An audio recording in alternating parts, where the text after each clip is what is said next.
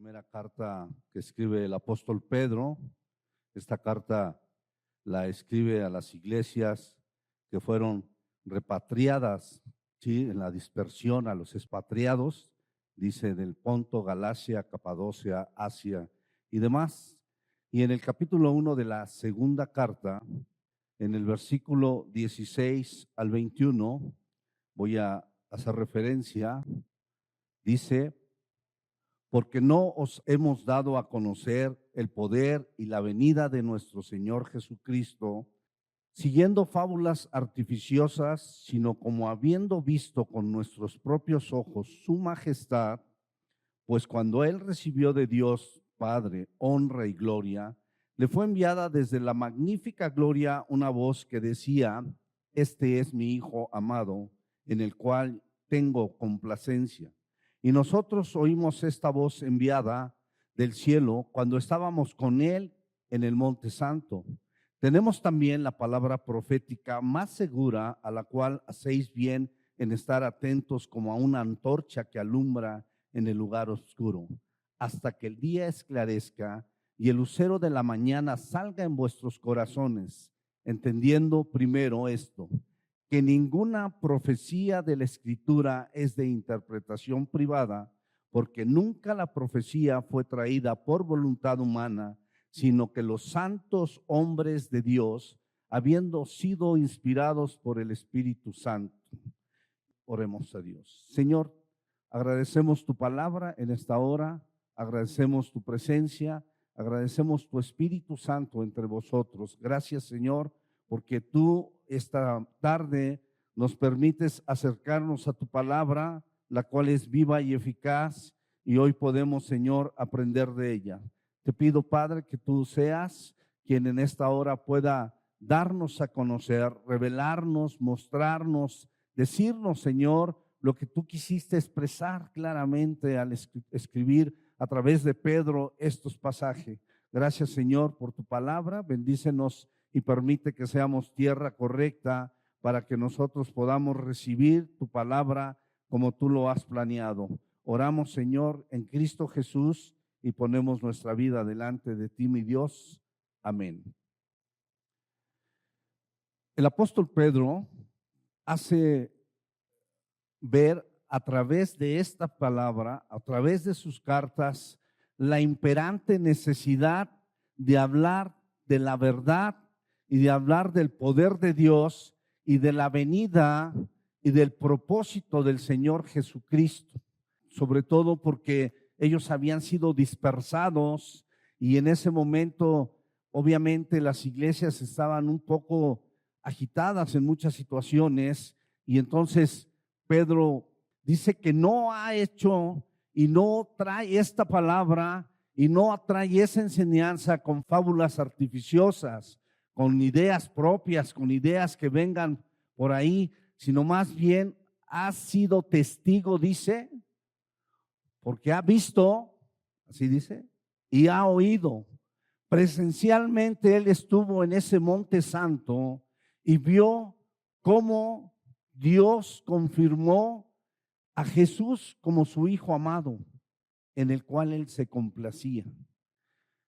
Igual que Pedro, todos los apóstoles estuvieron palmo a palmo en muchos momentos, en muchas situaciones en las cuales vieron desde ese momento de la transfiguración el poder de Dios a través de Jesús, a través de la vida de Jesús. Vieron diversos milagros, vieron diversas situaciones, y entonces algo así como ver la transfiguración que sufrió Jesús, ver a Elías y a Moisés ahí mismo, debería marcar la vida de una persona, ¿no lo cree? Puedo ponerle algunos ejemplos claros, como Aarón y Moisés y los ancianos cuando subieron al monte y ellos tuvieron que esperar, pero entonces la presencia de Dios se manifestó y literalmente la Biblia dice que ellos comieron y estuvieron ahí en la presencia de Dios. Claro que si un acontecimiento de eso sucediese en alguien de nosotros, creo que cambiaría completamente nuestra vida. Pero el apóstol Pedro dice que eso no es garantía. ¿Qué hizo Aarón? a pesar de ver la presencia de Dios y estar en ella y estar comiendo ahí en la presencia de Dios, en breve les hizo un becerro de oro, ¿no? Y entonces, ¿qué hizo Judas? 3 años y medio con el Señor ahí. ¿Qué no vio Judas? Dígame. Milagros. Vio a Jesús en una relación fuerte delante del Padre. Pudo ver la presencia de Jesús en su vida, en su sacrificio, en todo, pero quizás Judas no le fue suficiente porque traicionó a Jesús. Y podemos mirar por ahí a muchos personajes que tuvieron, pero entonces dice Pedro en esta carta, tenemos también la palabra profética más segura. La palabra profética más segura, ¿sí? Que esta palabra profética a la cual hacéis bien, ojo, hacéis bien en estar atentos como una antorcha que alumbra en lugar oscuro, hasta que el día esclarezca y el lucero de la mañana salga en vuestros corazones. Entonces, el apóstol Pedro está diciendo, allí estuvimos, ahí lo vimos. Un acontecimiento como ese puede marcar tu vida, pero no cambia tu corazón. Puede marcar tu vida y puedes saber y ver, pero después viene una duda y después viene a tu mente muchas cosas. Y a pesar de haber estado, haber visto y haber oído, mucha gente abandona el evangelio.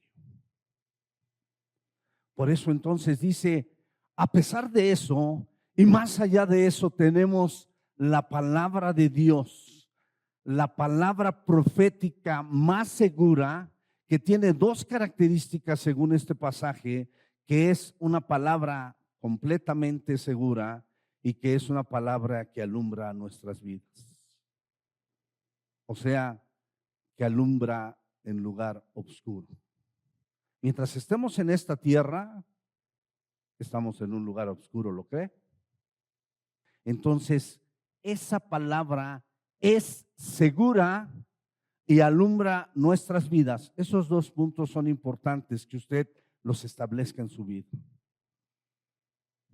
Déjeme decirle que esta palabra profética, como dice el apóstol Pedro, sí, a pesar de haber visto la honra, la gloria, a pesar de haber sido testigo, habla de una palabra profética. Y la palabra profética no tiene que ver con predecir el futuro. Cuando usted escucha de una profecía, no siempre tiene que ver con alguien que predice lo que va a pasar. A pesar de que hay libros en la Biblia que son profetas mayores, profetas menores, ¿sí? Hay muchos hombres que no aparecen en esta lista y que no escribieron como profetas, pero son profetas. ¿Qué es entonces la profecía? En este momento o en muchos momentos que nos paramos aquí, profetizamos. Aunque usted no lo crea, profetizamos. Porque profetizar es hablar la palabra de Dios.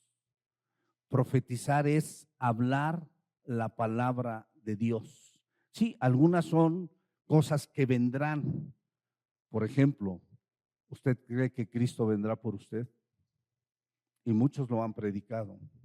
Y no viene de sus ideas, viene de algo que está aquí. Es una palabra que viene en la Escritura y que entonces al hablarla nosotros estamos hablando profecía. No tiene que ver con hablar del futuro, con predecir el futuro o con adivinar el futuro. Tiene que ver con hablar lo que dice la palabra de Dios. Y entonces, a pesar de que en este momento el apóstol Pedro lo único que podría tener en este momento eran la ley, ¿sí? O sea, el Antiguo Testamento, nosotros tomamos toda la Biblia como palabra profética. Amén. aunque él se refería, y muchos pueden tomar este pasaje como que solamente está hablando de la ley o solamente está hablando del Antiguo Testamento, pero él se está refiriendo como palabra profética a todo el libro, de manera que nosotros podemos tomar toda la Biblia como palabra profética. Y entonces podemos mirar que a pesar de que algunos hombres no aparecen como profetas y no escribieron un libro profético, son tomados como profetas en la Biblia. Le voy a dar algunos ejemplos. Podría acompañarme al libro de Deuteronomio y podemos ver en el capítulo 34 de un hombre que escribió y que es tomado como un profeta de Dios, aunque no está en la Biblia, la profecía de Moisés o el libro de Moisés como profeta. Entonces en el capítulo 34, versículo 9 y 10, dice: y Josué, hijo de Nun, fue lleno del espíritu de sabiduría, porque Moisés había puesto su mano sobre él, y los hijos de Israel le obedecieron e hicieron como Jehová mandó a Moisés. ¿Qué está pasando? Dios le dijo a Moisés y Moisés le decía al pueblo y el pueblo obedecía lo que le decía Moisés. Y entonces, como sucede en las iglesias cristianas, yo lo hago porque Moisés me dice. ¿Es correcto? ¿A quién obedecían al obedecer a Moisés? La palabra que Dios le daba a Moisés. Ese es el punto. Es que el pastor dice, bueno, si usted obedece al pastor, y perdón, no está, pero usted está obedeciendo a un hombre, pero más bien obedece a un hombre que Dios le habla y profetiza y pone en alumbramiento la verdad de Dios. Y entonces usted obedece ¿a quién? A Dios. Y fíjese cómo dice: y nunca más, versículo 10, se levantó profeta en Israel como ¿quién? Como Moisés. ¿Por qué es tomado Moisés como profeta? Si no hay un libro profético en la Biblia que diga Moisés. Pero os quiero que me entienda que si alguien habló y dijo y caminó palabra de Dios, fue Moisés. Dios hablaba con Moisés y Moisés hablaba con el pueblo y el pueblo obedecía lo que decía Moisés, pero no lo decía Moisés, sino solamente él era quien hablaba. Eso es la palabra profética. Y entonces podemos ver también otro ejemplo de alguien que podría usted pensar, pues, ese ni fue profeta. O bueno, es un hombre que de alguna manera es catalogado como un hombre de Dios, conforme al corazón de Dios. Libro de los Hechos, capítulo 2, versículo 29 al 31. Varones hermanos, se os puede decir libremente del patriarca David, que murió y fue sepultado, y su sepulcro está con nosotros hasta el día de hoy, pero siendo ¿qué? Profeta. David fue profeta. ¿Por qué? Muchos de los salmos que escribió David fueron tomados como profecías. Usted puede ver a través de los salmos, ¿sí?, profecías claras, pero siendo profeta y sabiendo con juramento, Dios le había jurado que su descendencia en cuanto a la carne levantaría al Cristo para que se sentase en su trono. Viéndolo antes, habló de la resurrección de Cristo, que su alma no fue dejada en el Hades, ni su carne vio corrupción. Entonces, ¿queda entendido? La profecía no es decir algo que se va a cumplir solamente. La profecía tiene que ver con lo que hablamos que Dios dice. De manera que cuando nos paramos aquí y abrimos este libro, hablamos lo que Dios dice. Y entonces al vertirlo, estamos hablando proféticamente. Y entonces aquí hay un punto muy interesante que yo le diría, según el apóstol Pedro, ¿sí?, ¿cuál es la importancia de esta palabra profética. Bien harían, dice, en tomarla como una antorcha que alumbre la oscuridad hasta que nuestros corazones lleguen a la luz resplandeciente. ¿Qué hace la palabra de Dios? No es un acontecimiento aislado, único, un momento fuerte. Por eso aquí muchos decimos, hermano, lea su Biblia. Lea su Biblia. Y entonces esto va a suceder, como dice el profeta Ezequiel en el capítulo 36, ¿qué está sucediendo o qué tiene que suceder? El capítulo 36, versículo 24 al 28. Dice, y yo os tomaré de las naciones y os recogeré de todas las tierras y os traeré a vuestro país. Esparciré sobre vosotros agua limpia y seréis limpiados de toda vuestra inmundicias y de todos vuestros ídolos os limpiaré. Os daré ¿qué? Un corazón nuevo y pondré espíritu nuevo dentro de vosotros y quitaré de vuestra carne el corazón de piedra y os daré un corazón de carne y pondré dentro de vosotros mi espíritu y haré que andes en mis estatutos y guardes mis preceptos y lo pongas por obra. A ver, ¿qué es lo que está sucediendo en esta promesa? Dice la Biblia que Dios nos cambiará este corazón de piedra y nos pondrá un corazón de carne. O sea, no un corazón duro, un corazón de carne. Y dice también que Él os dará su espíritu, ¿no? Y pondré mi espíritu. Ok, usted tiene un corazón que Dios le ha puesto de carne y Dios ha puesto a su espíritu dentro de usted. Amén. Gloria a Dios. ¿Y después qué hacemos? ¿Cuál es el propósito de esto? Para que Dios me salve, hermano. ¿Para qué Dios quiere ponerte un corazón de carne y poner su espíritu en tu vida? ¿Para qué es esta promesa?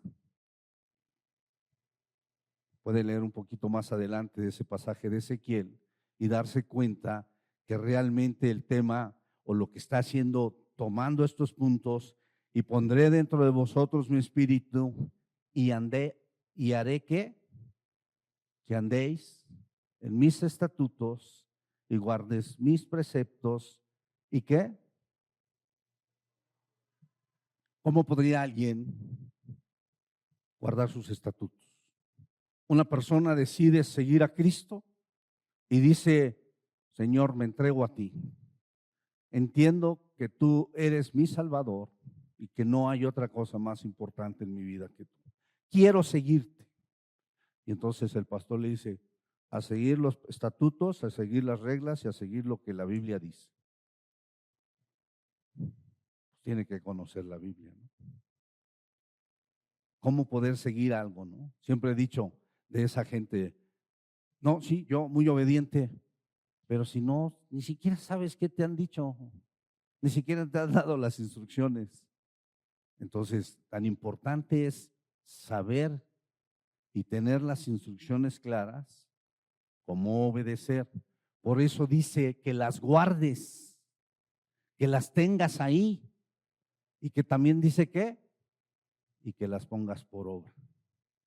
No solamente que las escuches, no solamente que te las aprendas de memoria. ¿Cuántos se saben los versículos? ¿Y cuántos se saben este salmo de memoria? ¿Y cuántos? Y lo repetimos muy padre.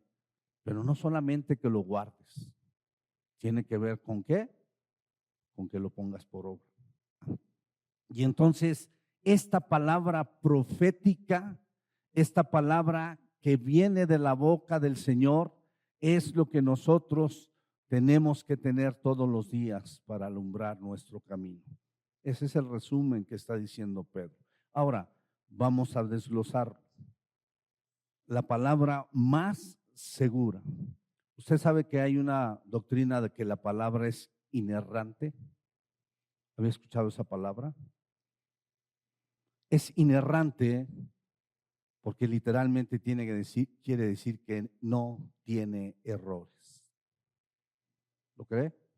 No tiene errores. Aunque mucha gente ha querido mostrar y demostrar que la palabra de Dios tiene errores, que hay lugares donde se contradice, que hay momentos no sé cuánto, simplemente lo dicen por la ignorancia.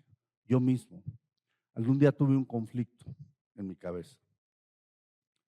La salvación no se pierde, ¿de acuerdo? Y lo vimos, y lo estudiamos. Y en el manual de Descubriendo dice que debo hacer para ser salvo. Y me lo aprendí. Pero después fui a la Biblia y escuché que debes guardar con temblor y temor tu salvación. Y eso ya lo prediqué hace tiempo. Entonces, ¿cómo debes guardar y cómo debes temer de esta salvación si no la pierdes? Y digo, por ignorancia, a veces decimos que la Biblia se contradice. No se contradice. Simplemente que está hablando de esa santificación. Pedrito también una vez lo explicó al terminar su predicación de la salvación, que es un proceso, y dijo, ¿y cuándo es la salvación plena? Porque la salvación que está hablando en la Biblia habla de la santificación. Y yo decía, ¿de qué te salva? ¿De qué quieres ser salvado? ¿O de qué estás salvado? Del pecado. Entonces todos los días somos salvos del pecado, porque todos los días estamos creciendo en algo. Y entonces al ser salvados del pecado, somos salvados. Cuida tu salvación. Y entonces eso se llama santificación. Para no meterme en otro tema, como ese ejemplo hay muchos. Y usted de repente puede ver en internet muchas situaciones que dicen, la Biblia se contradice, ¿no? Si nunca has leído la Biblia y no conoces de la Biblia y medio la lees y empiezas a ver literalmente cosas, puedes decir lo que quieras. Solamente te diría a quienes escriben en el internet, si quieres un día te enseño, porque tu ignorancia es tan grande que dices que se contradice. La Biblia es inerrante, no tiene un solo error. ¿Puedes confiar en la Biblia? ¿Tú crees o puedes pensar que de alguna manera la palabra de Dios es segura? Imagínate que lo que escuchas aquí, lo que escuchas de la palabra de Dios, lo que aprendes en la Biblia, lo que cada día sabes de la palabra de Dios, ¿cómo podemos saber que la Biblia es veraz?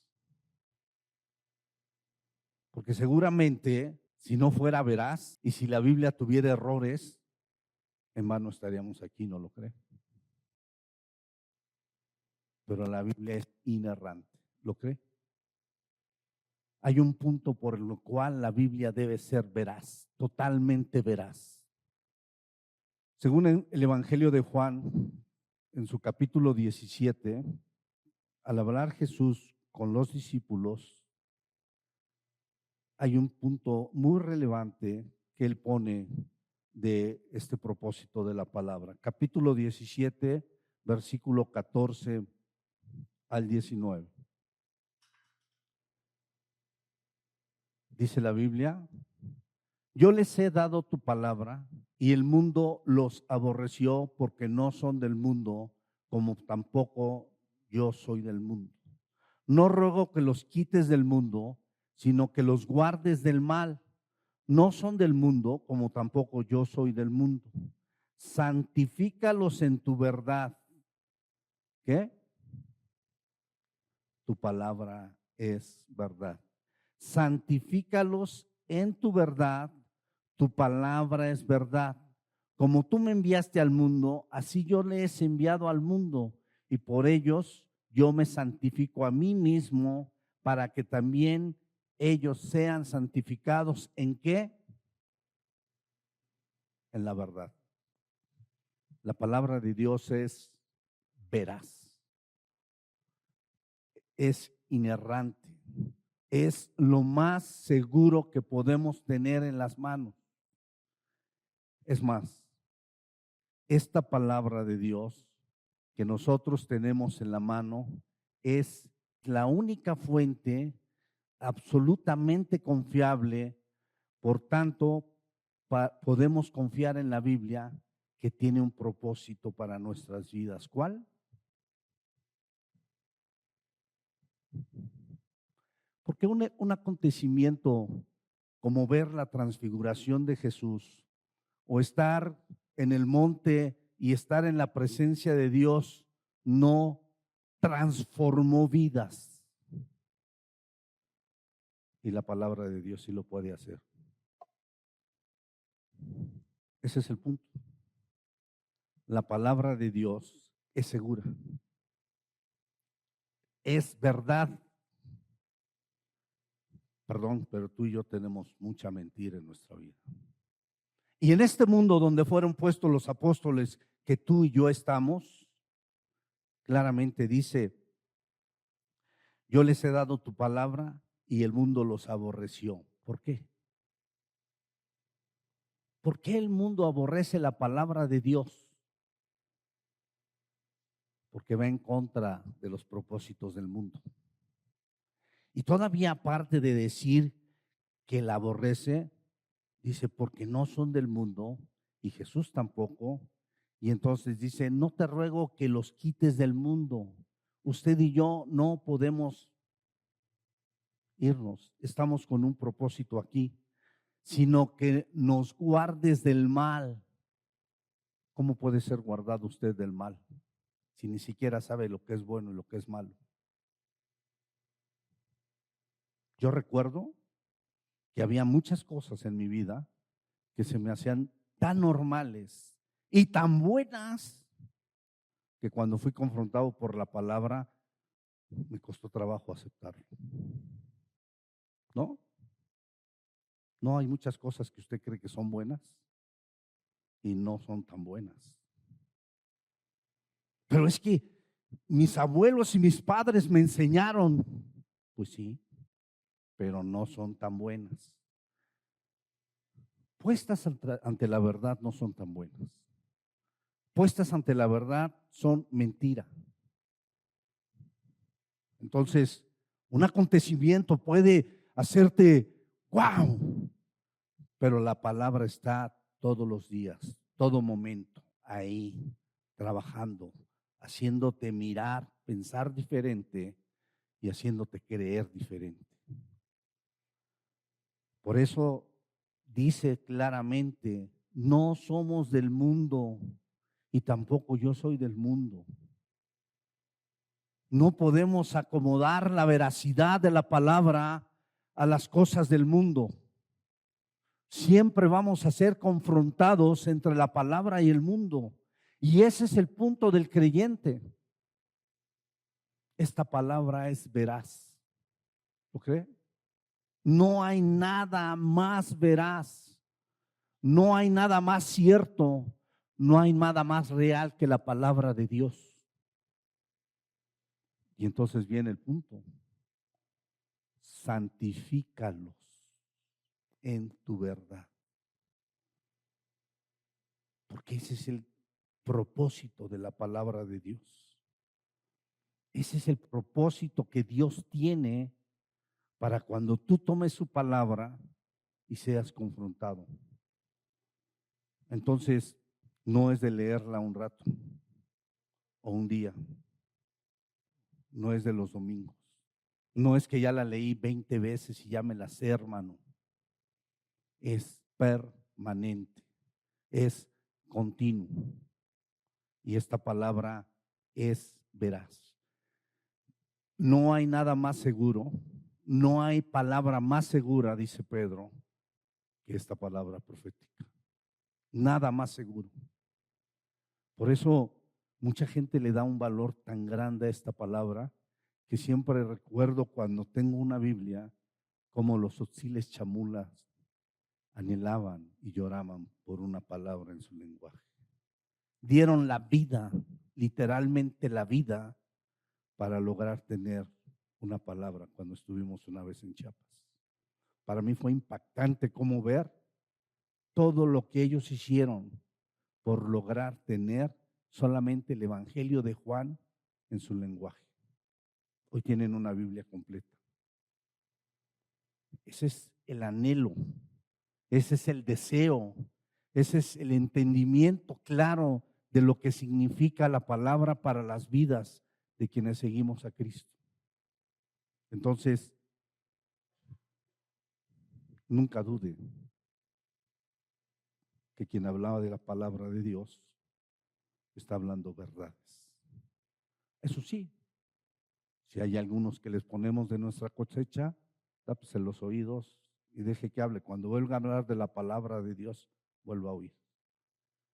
Porque lo importante cuando uno expone aquí es la palabra de Dios. Este principio de inerrante debe ser algo que debe guardar en su vida. Nunca dude. Sí, va a escuchar a mucha gente. No es que no, es que esto está mal. Bueno, yo puedo decirle que hay pasajes bíblicos que fueron añadidos a la Biblia. Y eso cuando yo me enteré casi me desmayaba, ¿no? Porque estar enseñando una verdad que de repente dices, no, pero eso fue añadido en la Biblia. Y de ejemplo le voy a poner. Dígame a alguien dónde dice la palabra de Dios, la palabra Trinidad. ¿Dónde habla la Biblia de la Trinidad? ¿Dónde?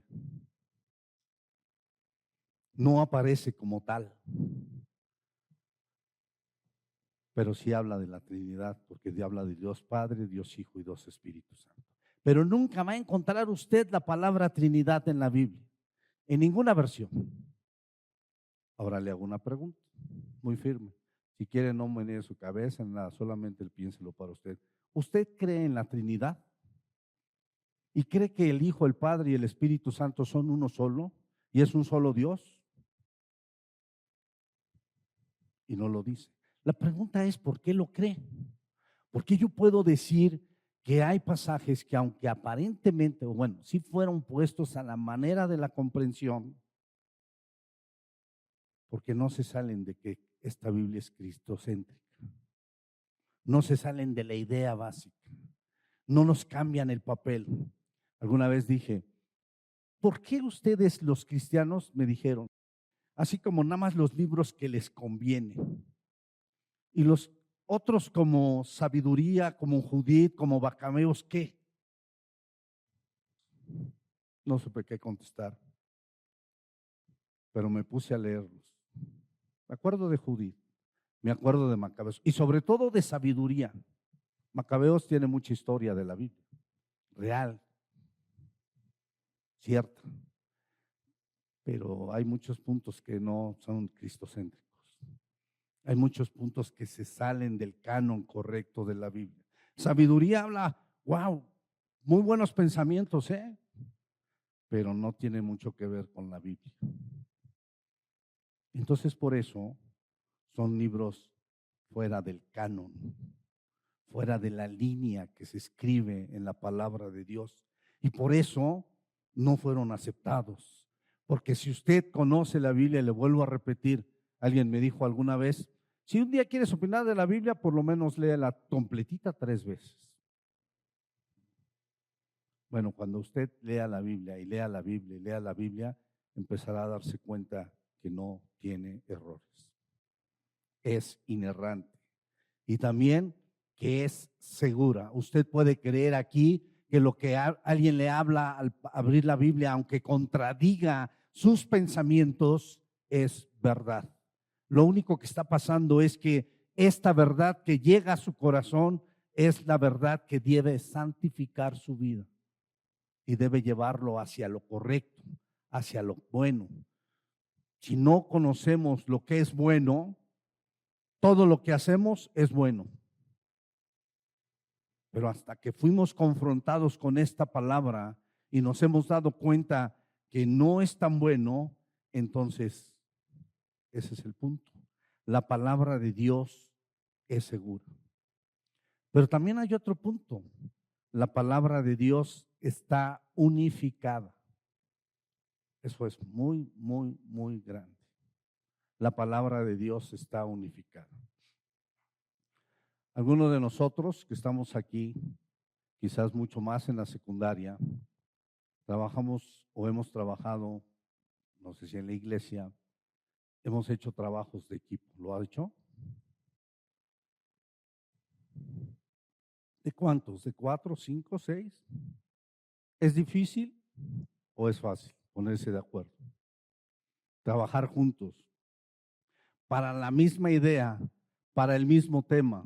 A ver, usted equipo 1 y equipo 2 y equipo 3 van a desarrollar, tan sencillo, ¿no? Como las noches de oración. Y pensamos diferente, ¿no? Y tenemos diferentes ideas. Bueno, imagínese ahora un equipo de 40 personas para desarrollar un tema. 40 personas, por lo menos. ¿Qué le parece? Más difícil, ¿no? Y unifiquen sus ideas, por favor. Bueno, ahora imagínese, si su imaginación lo permite, solamente estoy tratando de entender o de hacerle comprender lo maravilloso de este libro. Que vamos a juntar 40 personas que vivieron durante 1500 años.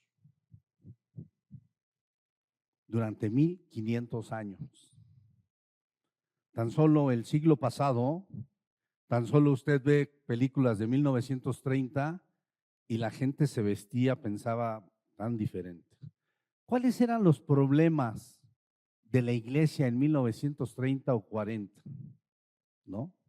Y entonces los pastores sufrían por muchas situaciones, que las hermanas y los hermanos, su comportamiento y todo. ¿Hoy sabe cuáles son los problemas de la iglesia? El género. ¿Sabe cuáles son los problemas de la iglesia? El daño tan grave que está sufriendo la familia. ¿Sabe cuáles son los problemas de la iglesia?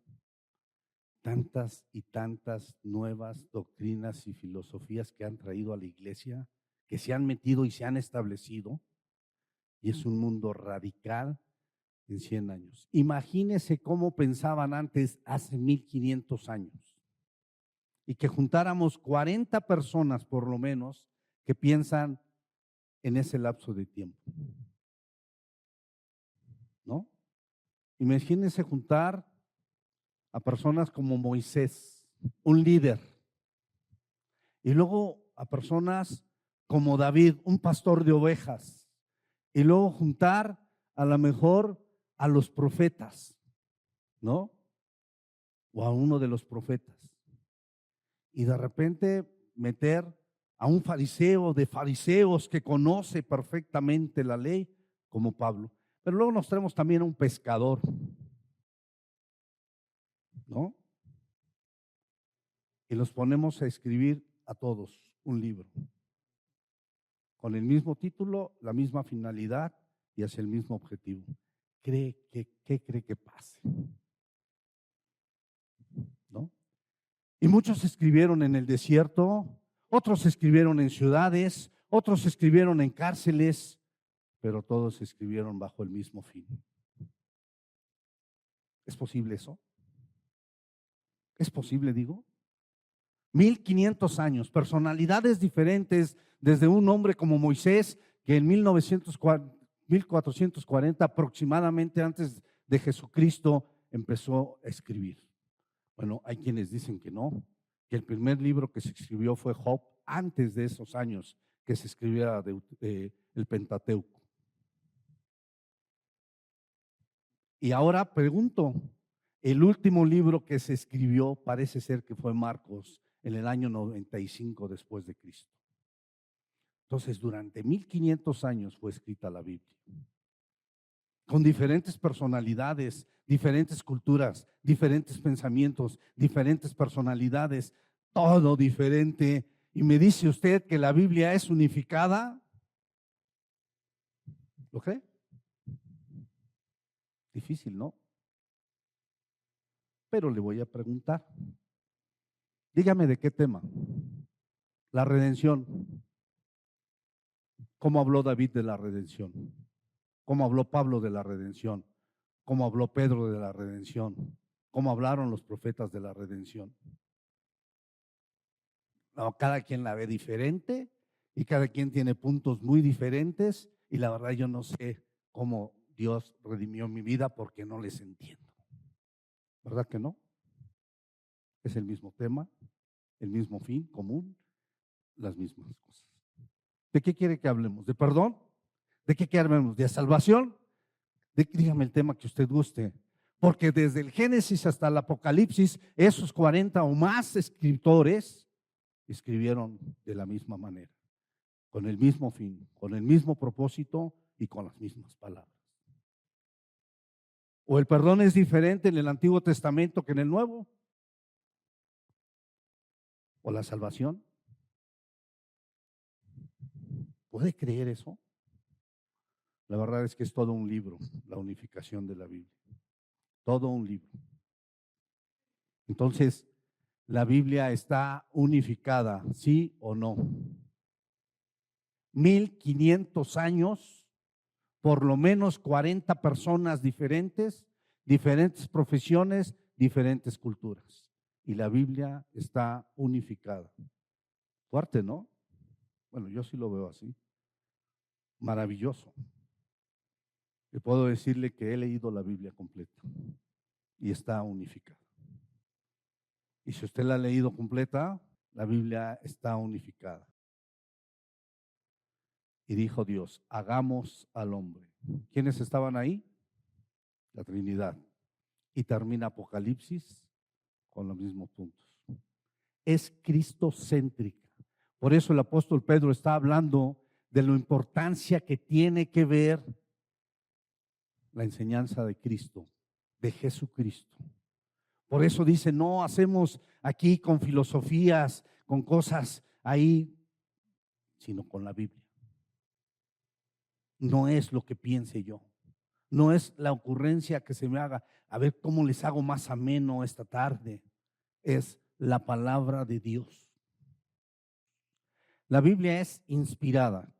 Ese es un punto que también toca aquí Pedro. Tenemos también la palabra profética más segura, a la cual hacéis bien en estar atentos como una antorcha que alumbra en lugar oscuro. Estoy leyendo el 19 del capítulo 1 de Segunda de Pedro. Hasta que el día esclarezca y el lucero de la mañana salga en vuestros corazones. Entendiendo primero esto, les dice, entiendan bien primero esto, que ninguna profecía, ningún escrito de la Biblia, nada que está en este libro de la Escritura es interpretación privada, porque nunca la profecía fue traída por voluntad humana, nunca, aunque la escribió Moisés, aunque la escribió David en los Salmos, aunque fue Pedro, nunca fue su interpretación, nunca fueron sus palabras y nunca fueron sus ideas. Dice, sino que los santos hombres de Dios hablaron siendo ¿qué? Inspirados por el Espíritu Santo. Entonces, ninguna profecía, nada de lo que usted puede ver aquí fue escrito por hombres, pero nada fue idea de hombre. Es palabra de Dios. Y entonces, esta inspiración tiene o se refiere a un proceso sobrenatural por donde Dios pudo y hizo que se comunicara sin faltar ningún punto, porque no viene de los seres humanos. Dios es el autor, Dios originó el mensaje, Dios lo puso con sus ideas, Dios vertió este mensaje a través de personalidades de diferentes escritores, pero es la palabra de Dios. Y usted puede ver en la Biblia que así lo dice, y no quisiera tomarme mucho tiempo, pero solamente voy a dar alusión a algunos puntos. El Éxodo capítulo 17, versículo 14 dice, y Jehová dijo a Moisés, escribe esto para memoria en un libro. ¿Quién dijo? Dios. ¿A quién? A Moisés. Escribe esto para memoria en un libro. Y entonces en el Apocalipsis, como yo decía, en toda la Biblia, desde el inicio hasta el fin, en el Apocalipsis capítulo 14, versículo 13. Oí una voz que desde el cielo me decía, ¿qué le decía? Escribe, bienaventurados de aquí en adelante los muertos que mueren en el Señor. Sí, dice el Espíritu, descansarán de sus trabajos porque sus obras con ellos siguen. Entonces, usted puede ver en la Escritura muchos momentos que dice, y escribe, y dijo el Señor, y el Señor dijo, y el Señor habló, porque esta palabra es inspirada. La palabra inspirada tiene que ver con un término latino que dice inspirare, que tiene que ver directamente soplar. Soplar, entonces literalmente Dios sopló esa palabra a estos hombres y entonces ellos la escribieron. Es una palabra inspirada, como lo dice, y siempre comento a estas maestras que se saben este pasaje de memoria, segunda de Timoteo 3:16, toda la palabra, toda la escritura es inspirada ¿por quién? Por Dios. Toda. Una parte, alguna, toda la escritura es inspirada por Dios y entonces ya dice, es útil para enseñar, para redarguir, para corregir, para instruir en justicia. Y entonces, algo que también es perfectamente claro en la escritura es que la palabra de Dios se cumple. Todo lo que dice aquí se cumple. Todas las palabras que fueron escritas aquí se van a cumplir un día o se están cumpliendo y entonces podemos ver en algunas profecías que yo rápidamente le diría, Isaías capítulo 7, versículo 14. Esta es una profecía hacia el nacimiento de Jesús. Por tanto, el Señor mismo os dará señal, he aquí que la Virgen concebirá y dará a luz un hijo y llamará su nombre Emmanuel. Esto lo escribió por voz del Señor Isaías 800, 700 años antes de que Jesús viniera a la tierra.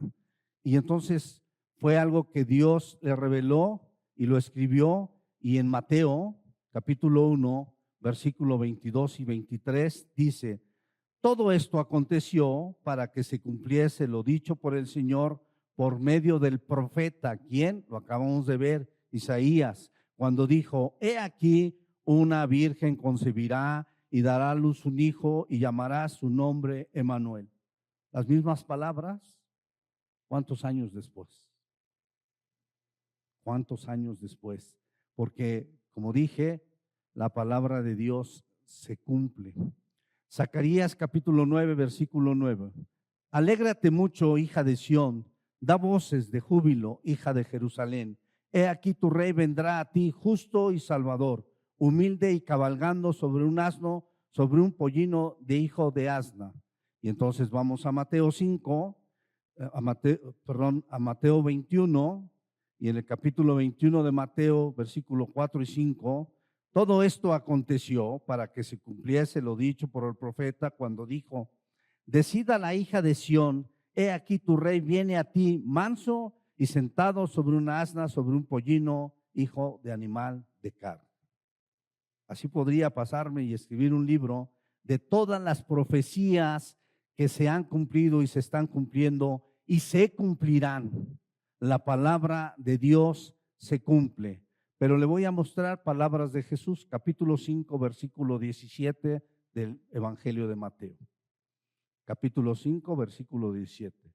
No penséis, dijo Jesús cuando estuvo en aquel momento del Sermón del Monte, no penséis que he venido para abrogar la ley o los profetas. No he venido para abrogarla, sino ¿para qué? Para cumplir. O sea, he venido porque aparte de que la Biblia se puede cumplir, yo he venido para que se cumpla. Y entonces, de manera que cualquiera que quebrante uno de estos mandamientos muy pequeños, y así enseña a los hombres muy pequeños, será llamado en el reino de los cielos. Mas cualquiera que lo haga y los enseñe, este será llamado grande en el reino de los cielos.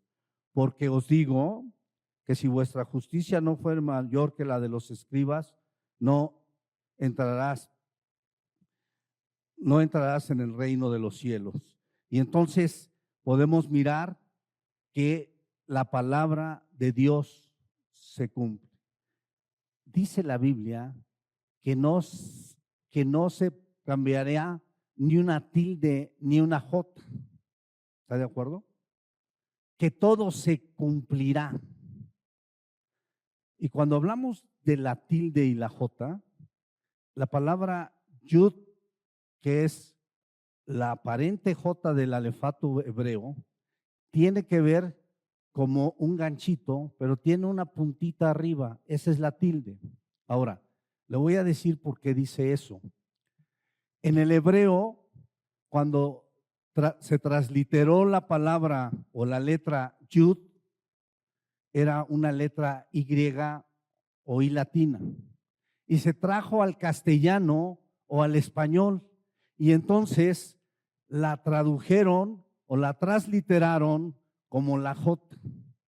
Y entonces hoy podemos mirar que usted encontrará en algunos libros Jacob.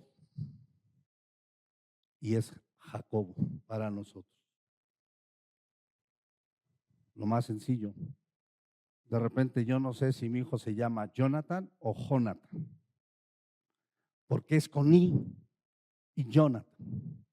Literalmente es la I o la Y, pero el castellano la puso la J y por eso usted puede ver en la Reina Valera que dice la J, pero la J ahora, por eso usted puede decir Jonathan, ¿no? Y entonces fueron transquiversados en las palabras que se movió, ¿no? Yarnén, Jordán. Y puede ver muchas palabras que iniciaban con I latina o con Y y fueron cambiadas, ¿no? Jonaan, que es Juan. Entonces los españoles en la traducción le pusieron la J. Pero la Biblia dice, literalmente en los escritos, que esta palabra yud, ni una tilde ni una J. ¿Por qué? Porque la palabra yud es la letra más pequeña, digo palabra, pero es la letra más pequeña del alefato. ¿Alguna vez he escuchado a alguien decir, tú no sabes ni una J? Eso lo trajeron los españoles. Pero no era ni una J, era ni una yud. La más pequeña, o sea, no sabes ni lo más pequeño, eso es lo que están diciendo. De manera que esta palabra se cumplirá, como dice aquí Mateo, hasta en lo más pequeño. ¿Vale? ¿Lo cree o no lo cree? Y entonces vamos a concluir con lo importante. Ya usted está veraz que esta palabra es segura. Fue inspirada por Dios, solamente inspirada a hombres que escribieron lo que Dios les dijo y tal cual lo pusieron. Y también es inerrante totalmente.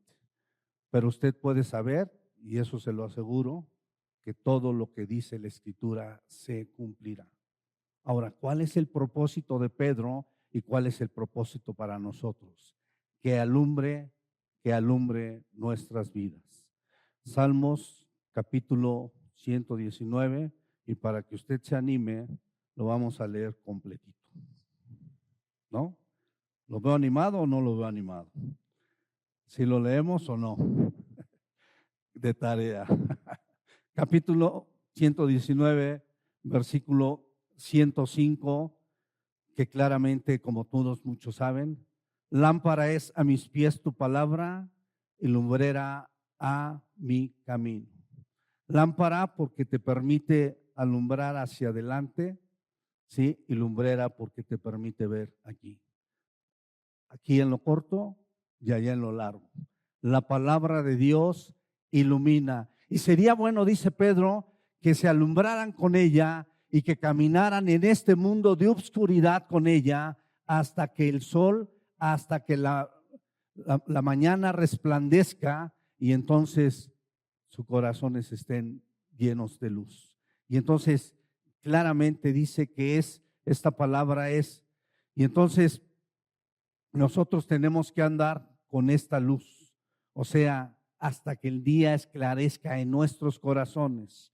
Nuestros corazones necesitarán, por siempre necesitarán esa luz mientras estemos aquí, hasta que el lucero de la mañana. ¿Quién es el lucero de la mañana? ¿Quién?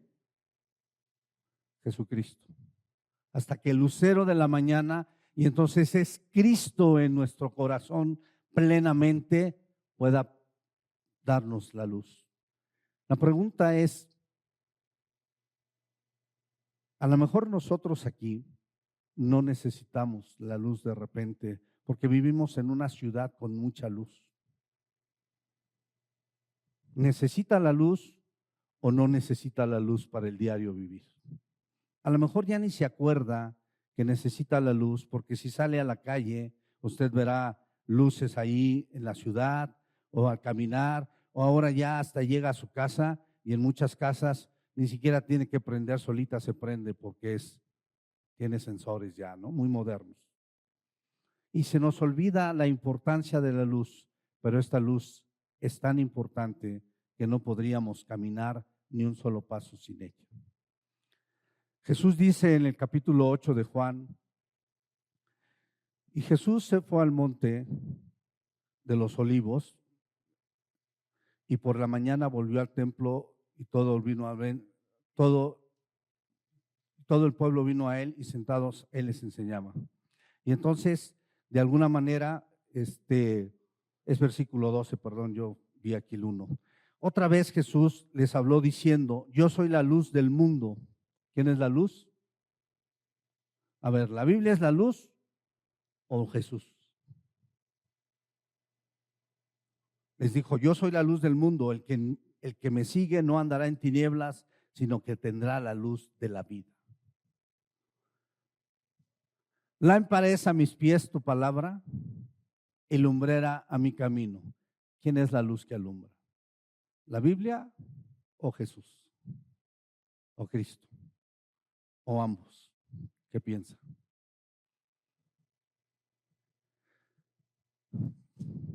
Capítulo 12 del mismo Evangelio de Juan, versículo 35 y 36.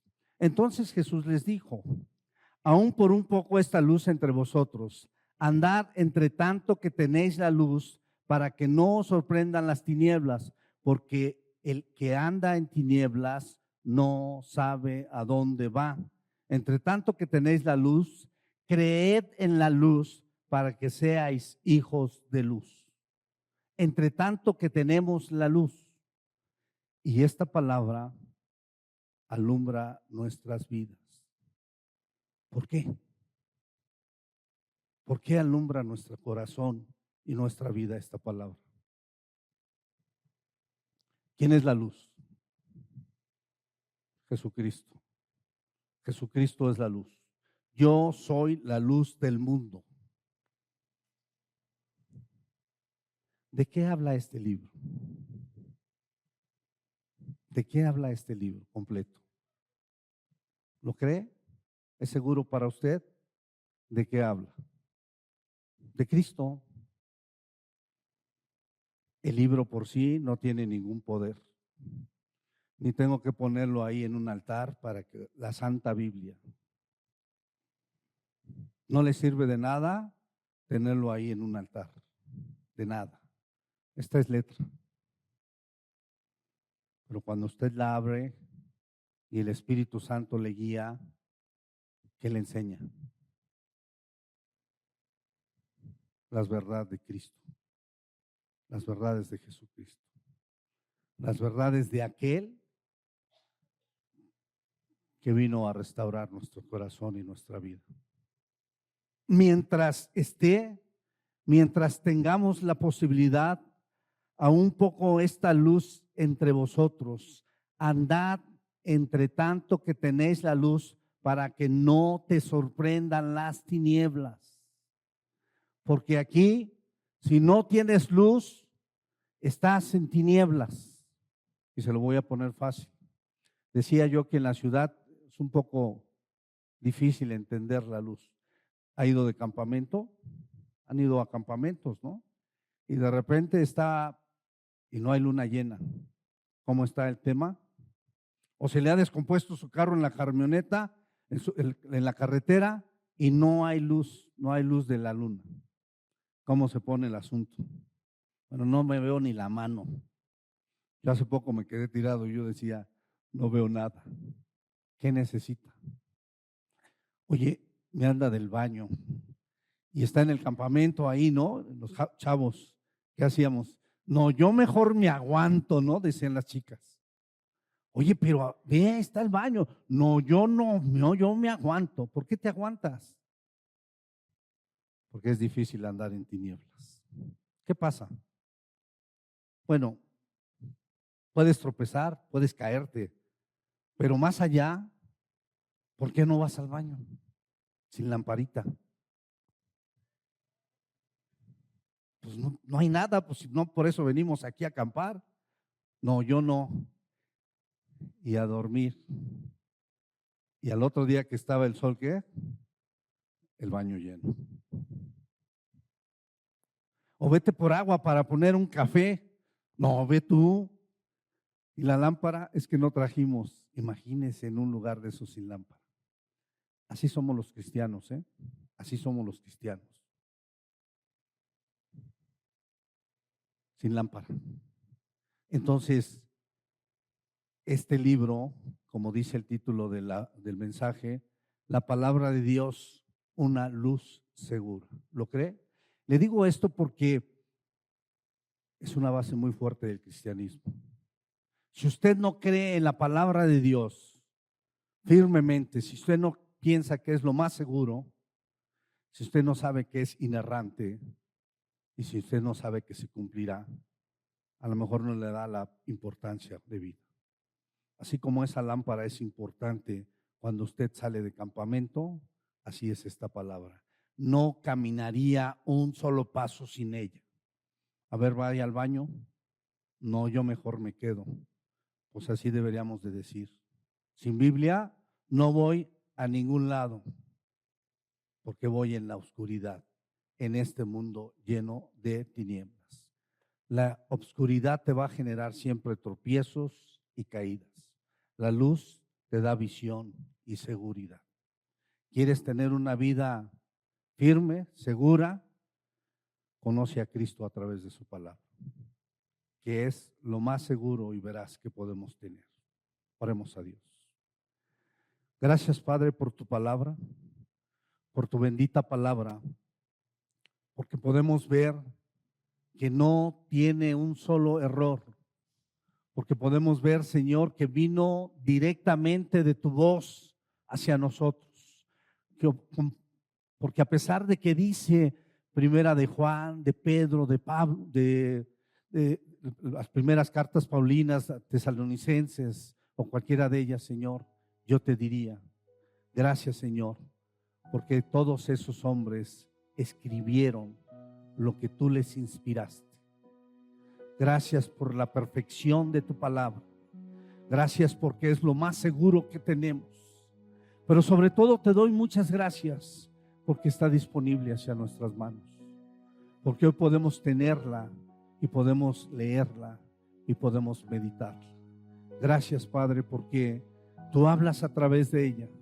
Todos los días, Señor, estás con nosotros mostrándonos tus verdades, mostrándonos, Señor, todo lo que tú quieres hacia nuestra vida.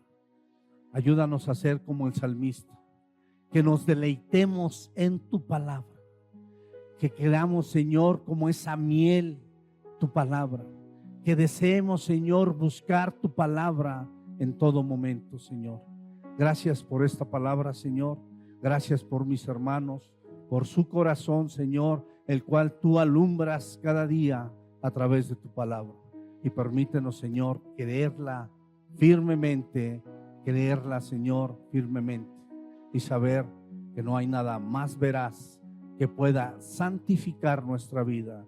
No hay nada más veraz que pueda restaurarla a través de ti, Cristo, que conozcamos tu voluntad para nuestras vidas. Gracias te doy, Cristo, en esta hora. Amén. Que Dios le bendiga. Hemos concluido.